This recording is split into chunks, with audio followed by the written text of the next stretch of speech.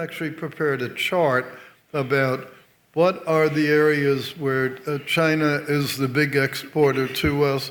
How does that compare with what India is exporting to us? And what are possible solutions to how do we change that mixture? So I don't want you to think that we're just focusing on deficit. We're focusing also on total trade. Trade being a complex issue will have several dimensions, particularly on e-commerce, for example. After I became Minister of Commerce, I had extensive discussions with all the e-commerce companies, and they're publicly and collectively, and the 2 or 3 main American companies individually, confirmed to me that there has been absolutely no change in the December guidelines, which have been a so-called matter of concern in the press. There's been absolutely no change in India's stand as far as e-commerce is concerned.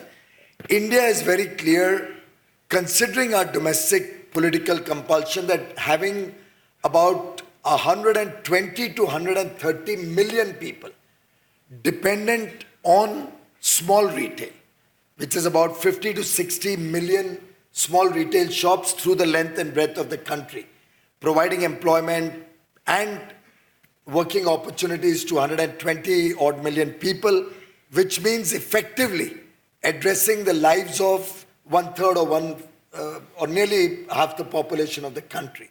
Now, this small retail is a very sensitive subject.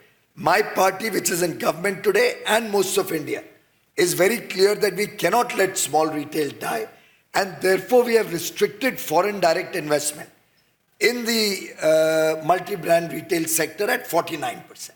E-commerce is expected to be an agnostic platform. It's a platform to trade in, not a platform which provides opportunities to buyers and sellers in an agnostic fashion to work together. It is not expected to become a platform either for predatory pricing. It is not expected to become a platform to use muscle power of large capital at low values being available, which allows companies to source cheap, get economies of scale in sourcing, and maybe offer discounts which in some sense throw out small retail out of business. We are very clear about it. If the law had some loopholes which was sought to be clarified in the December circular, all the companies in e-commerce have confirmed that they have understood the spirit of the law. Amazon is spending 1/3 of what it spent the year before in CapEx.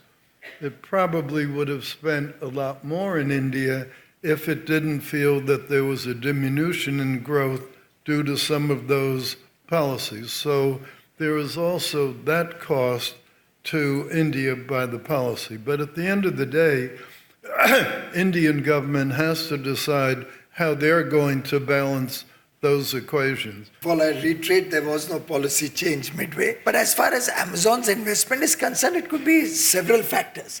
And they may have overinvested in the previous year. I don't know. I don't run their business. So it's up to Amazon what they decide to invest, what they don't decide to invest, where they see their market going. Maybe now they recognize that they can't do some of the things that they possibly were doing earlier. Our concerns about Huawei have nothing to do with advancing the cause of American telecom equipment people. We do not have a direct competitor to Huawei. So the notion that our views on Huawei are a function of U.S. protectionism are simply incorrect. There is no U.S. competitor. The big competitors are people like Ericsson and Nokia, not U.S. Now, there may well evolve some sort of U.S.-European consortium, but anybody who thinks we're doing this out of protectionism simply does not know the facts. The reason we're doing it, we think there are genuine security issues. Every time there's an interaction with the vendor, there's the potential for a security issue to develop. So our concern is based on our desire to hope that our geopolitical partner, India, does not inadvertently subject itself to untoward security risks. That's the nature of our concern. At the end of the day, obviously, India has to make its own decision. But our concerns are security, not protectionism.